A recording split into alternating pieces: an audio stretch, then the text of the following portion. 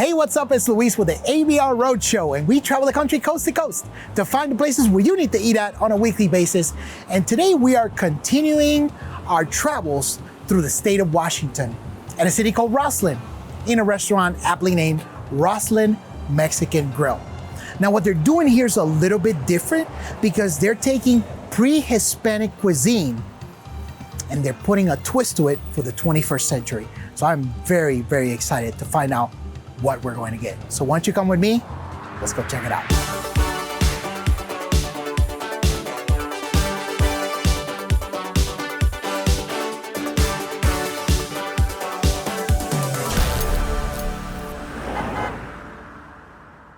All right, everybody, so we are in the kitchen. It's a little bit of a tight quarters here, but we're gonna make it work. We're here with Chef Oscar. So Chef, what are we making? We're making a molcajete. Molcajete. Okay, where do we get started? So we're gonna start by, What sauce is that? this is tomatillo sauce. Ooh, okay, homemade tomatillo sauce? Homemade tomatillo sauce. Homemade tomatillo, love it. We're gonna grill some beef steak. We're gonna do chicken. So the molcajete has pretty much everything, yeah? So it's got beef steak, it's got chicken, it's got cactus, and shrimp, and veggies. Everything. So I put a little bit of fajita sauce. I already put some of these. Okay. I already marinated. Mm-hmm. Gonna do salt and pepper. And we do a cactus. Cactus, okay? A little bit of salt in the cactus too. Mm-hmm, nice. Gonna grill it. We're gonna saute some shrimp. Okay. Oh, you're gonna saute shrimp. So you don't put it on the grill. No, we're gonna saute. Got it, okay. All right, So saute shrimp. Saute prawns. Ah, prawns, which are bigger shrimp, of course.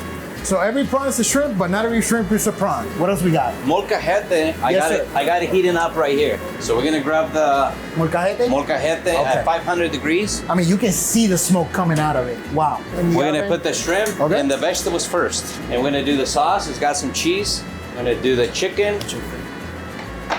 We like to slice the chicken so it's easier to eat. Uh-huh. Everybody's got their own molcajete technique. This is Okay. how we do it here. Okay. Yeah, you're slicing it on a bias and an angle so you can actually see the meat and everything. So it makes it easier Wow. to eat as well. And then our cactus, nice and grilled. We slice it again so it's nice and easy to eat. And the jalapeno also. We got the jalapeno, avocado, a lemon wedge or lime wedge. Like you need to add more stuff to it. And of course it gets rice and beans. And there a is, spoon. That's to finish it off? Is that what that's it our is? molcajete. That's why this is crazy.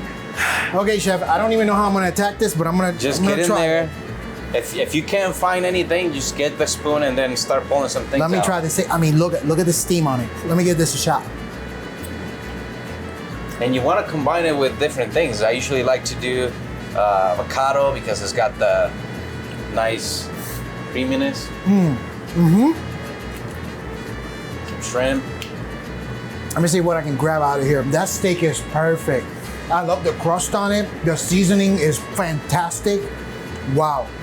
Let me try this shrimp because it's been just having a flavor party right in there with the sauce and everything. Look at it.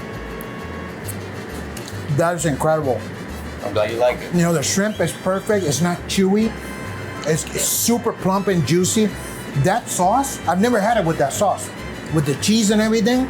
Man, there's so many different levels of flavor and heat happening here. You can taste the pepper, the salt, the creaminess of the cheese, and then just the different layers of the smooth, velvety sauce. The flavor of the steak, you got the chicken, you got the avocado. There's so much stuff happening here. And the sauce usually brings everything together. So that way, if you're eating this a taco, you can, grab a piece of chicken, grab a steak, grab a cactus, a little bit of sauce, and then your rice and your beans, and then just have all this explosion of flavors. This is incredible, incredible. Let me try some of this chicken too.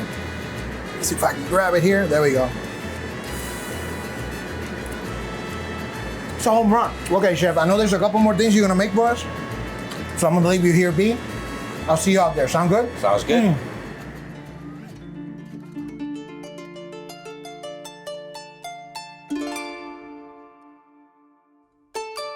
All right, everybody, so we are back with Chef Oscar, who's the owner. So, Chef, tell me how this restaurant came to be. The reason we started this restaurant is because I moved to Roslyn. I fell in love with it. I felt that this town needed something different than just hamburgers and fish and chips, and that's how we brought our Mexican food to where we are now. Okay, I know that a big focus for your restaurant is pre-Hispanic cuisine. Can you explain to the people watching what does that mean? So pre-Hispanic is prior to Spanish arriving to Mexico. But essentially what we're trying to do is let people know that we're trying to use old school recipes, like, you know, some of my family recipes and grandma's recipes, like you mentioned, into a new era. That's not a concept that I've seen before, because of course I've been to a million Mexican restaurants, but one that specifically focuses on pre-Hispanic, this is the only one I've been to. So I was very excited to come here and to try the food and everything and to meet you in person. How did you choose the recipes? Did you comb through the recipes that you had from your parents, from your grandparents, to make a decision to put them on the menu? So a lot of these recipes are family recipes. So I have to find a way to bring these recipes from my family, you know, into a more commercial setting. Because trying to cook these recipes on a traditional way, like the whole chicken with the bone and the gizzards and all that, is impossible, and people are not gonna, you know, accept that. I feel they're not gonna accept it. Sure, because the cultures are different. So, you know, we're doing it a little different in a more modern setting, so that way it suits everybody. So let's get into the food. Now, this is something I've never ever seen before. So this is mole pipian. Okay. So mole essentially is just a thick, rich sauce. This particular mole has pumpkin seeds, which it comes from the region where I come from, which is southern Jalisco. So it's got the pumpkin seeds, it's got peppers, dry peppers, you know, a bunch of spices, and we cook it for probably a few hours to make it rich and make it look like this. Mole is a very, very, very Mexican thing, because you have the mole negro, you have the mole poblano, mole pipian, right? Correct.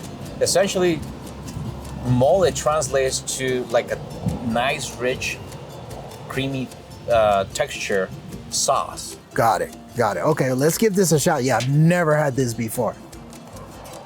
And this is with the chicken? Yeah, it's got the chicken. Wow, that is a very different flavor. It's definitely creamy, very creamy. Yeah. Very creamy, very velvety, smooth. It's got the hint on the back end of the... Got a little spice. Yeah, and also of the pumpkin. This is really, really good. We make it not so spicy. We have a sauce here, it's called the mother-in-law. So you can always spice it up with. So this mother-in-law sauce, obviously it translates to suegra, mother-in-law, suegra. So it starts kind of sweet, but it kind of gets you in the end. Oh, that's awesome. Dude, that's really, really good. I've never had anything like that. So I've been introduced to mole pipian. I'm a fan, man. That's really, really good. Let's move on to this dish right here. So tell me about this. So this is our poblano stuffed pepper with shrimp. So we call it shrimp chile relleno. It's just a normal poblano pepper that we fire roasted. We peeled it. We fill it with Oaxaca cheese, shredded Oaxaca cheese. We cook it in the oven for a little while until the cheese got melted. Saute the veggies, shrimp, and we have this rich pepper. You know, again, we use some dried peppers, and this one, it has cream, so we finish it with a little bit of cream to give it the richness on the shrimp. Okay, all right. So I'm not sure where I'm gonna start here, but let me give this a shot. Love me the onions, got the crisp to them. Got some peppers here.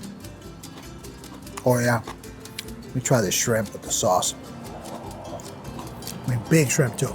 Yeah, you can dig in there with the on the pepper. It's got mushrooms in here.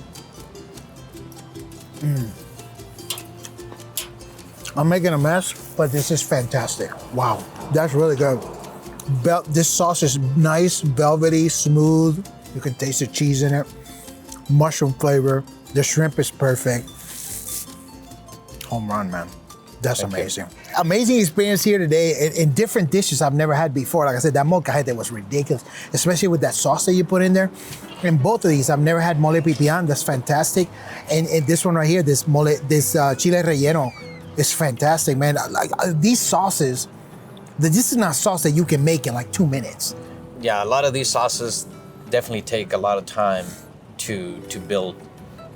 Most of them got anywhere from 10, 15 ingredients. So this is beyond the labor of love. Beyond. Correct. Dude, thank you again, Chef. This was awesome. This was really Thanks awesome. for coming in. Man, I love this food, man. This has been just a great experience, just to be able to meet you in person, be able to see you cook and try these dishes I've never had before, man. Well, thank you. Definitely, I'm always gonna remember this experience. So if you don't mind, I'm gonna get back to eating. Absolutely. And enjoying. Thank you so much again, Chef. Thank you. So good. All right, everybody. You know, it's fascinating to me that I came here expecting one thing, but I definitely got another. I knew it was gonna be Mexican, but I wasn't aware it was going to be pre-Hispanic cuisine, which makes it even more fantastic. And it sets this restaurant apart because I had flavors I've never had before, items I've never had before. And I encourage you, please do me a favor and call them the Roslyn Mexican Grill.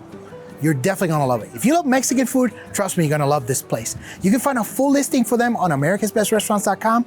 And that's it for us on this episode. We'll see you on the next one.